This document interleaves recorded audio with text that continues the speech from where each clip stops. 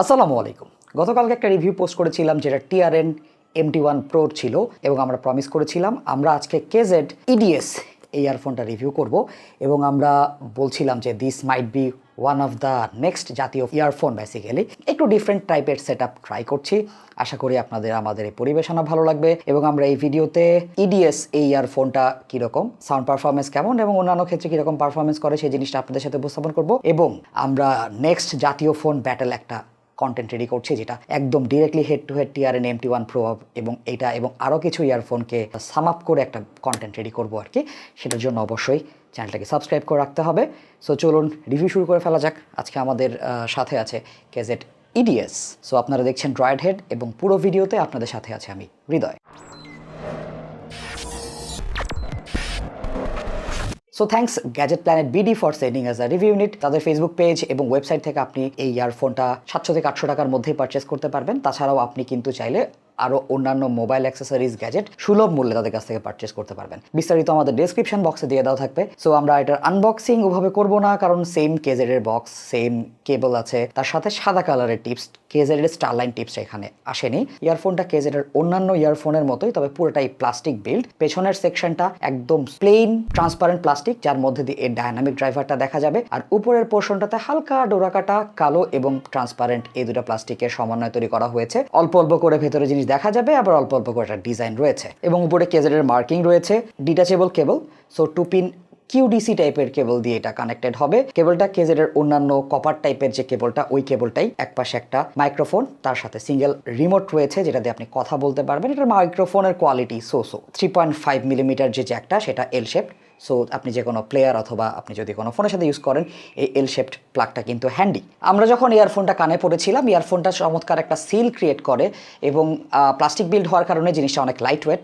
So আপনি অনেকক্ষণ ধরে পরে থাকতে পারবেন, কমফোর্টেবলি পরে থাকতে পারবেন, কোনো রকম প্রবলেম হবে না। এটা পরে আপনি শুয়েও থাকতে পারবেন, কানের ওপর খুব একটা প্রেশার ক্রিয়েট করে না। তবে অবশ্যই ইয়ারফোন পরে শুয়ে থাকাটা আমি কোনোভাবেই রিকমেন্ড করব না। আর ইয়ারফোনের ইয়ার টিপের কোয়ালিটি খারাপ না, তবে এর সাথে আপনি চাইলে আপগ্রেডেড টিপস ইউজ করতে পারেন। ইয়ারফোনের সাউন্ড কোয়ালিটি টিপিক্যাল V-shaped এবং KZ এর যে টিপিক্যাল সিগনেচার সেটা এখানে আছে। এই ইয়ারফোনটা রিভিউ করার পেছনে একটা রিজন হচ্ছে আপনারা KZ এর ইয়ারফোন অনেক পছন্দ করেন, আমি না করলেও আপনারা করেন। সো আপনাদের জন্য রিভিউ করতে হলো। ইয়ারফোনটা নিয়ে আমার মিক্সড ফিলিংস আছে। এটা যেহেতু V-shaped সাউন্ড, এটার বেস বুস্টেড, সো বুঝতেই পারছেন বেজের একটা অথরিটি থাকবে পুরো মিউজিক প্রেজেন্টেশনে। যারা EDM পপ এই টাইপের জিনিসপত্র শোনেন তাদেরকে বেস মোটামুটি ভালো সাপোর্ট দেবে এই বাজেট অনুযায়ী। এটার বেজের বোল্ডনেস আছে, বেসটা মোটামুটি ফাস্ট, বাট MT1 Pro লেভেলের ফাস্ট না। এটার মিড সেকশনটা বেশ খানিকটা পেছনে, বেজের কারণে মিডস একটু কম ডিটেইলড মনে হয়, তবে মিডসটা খুব বেশি থিন ছিল না।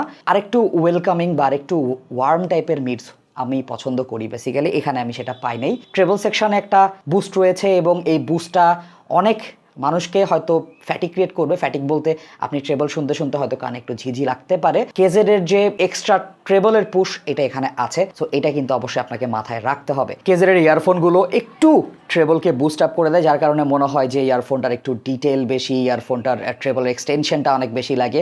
বাট অ্যাকচুয়ালি ব্যাপারটা এরকম না, ট্রেবলের এত ডিটেল এখানে অফার করে না। তবে ট্রেবলের বুস্ট রয়েছে। যারা একটু লাইক গানের ভেতরে গিটার, স্ট্রিং ইনস্ট্রুমেন্ট কিংবা প্রিকশন টাইপের জিনিসপত্র লাইক এই বাজেট ক্যাটাগরিতে বেশি পছন্দ করেন, তাদের কাছে হয়তো এই জিনিসটা প্রবলেম হবে না। বাট আমার কাছে মনে হয় যারা ট্রেবল সেন্সিটিভ তাদের কাছে এটা ট্রেবল লং টার্ম শুনতে গেলে একটু প্রবলেম তৈরি করবে। সাউন্ড স্টেজটা এভারেজ, অনেক ওয়াইড না, MT1 Pro লেভেলের ওয়াইড না। তবে আমার কাছে এখানে যেটা সবচেয়ে বড় ডাউন সাইড বলে মনে হয়েছে, এটার সাউন্ডটা বেশ কম্প্রেসড মানে হচ্ছে ফ্রিকোয়েন্সিগুলো একসাথে বাজার চেষ্টা করে, যার কারণে মনে হয় কিছু ফ্রিকোয়েন্সি আমি মিস করছি। ভোকালের সাথে ট্রেবলটা একটু মিক্সড আপ হয়ে যায়, যার কারণে কিছু কিছু ক্ষেত্রে লাইক ভোকালটাকে ট্রেবল থেকে আলাদা করা ডিফিকাল্ট হয়ে যায়।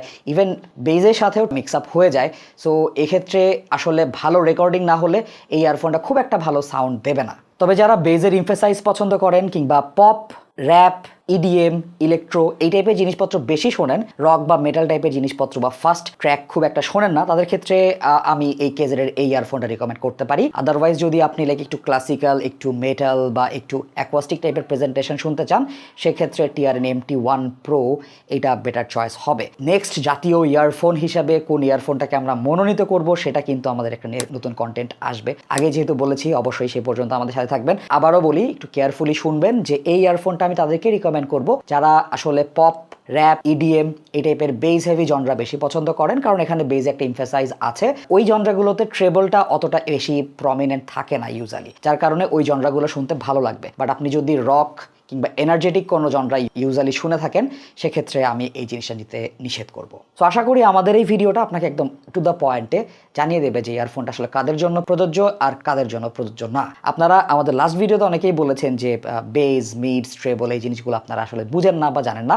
সেটা নিয়ে আমাদের কন্টেন্ট কিন্তু অনেকদিন থেকে রেডি হচ্ছে আস্তে আস্তে, সেটা খুব তাড়াতাড়ি চলে আসবে। সো সেই পর্যন্ত একটু আমাদেরকে সময় দেবেন। সো দেখা হবে নতুন ভিডিওতে।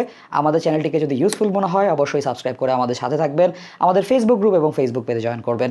দেখা হবে নতুন ভিডিওতে। আসসালামু আলাইকুম।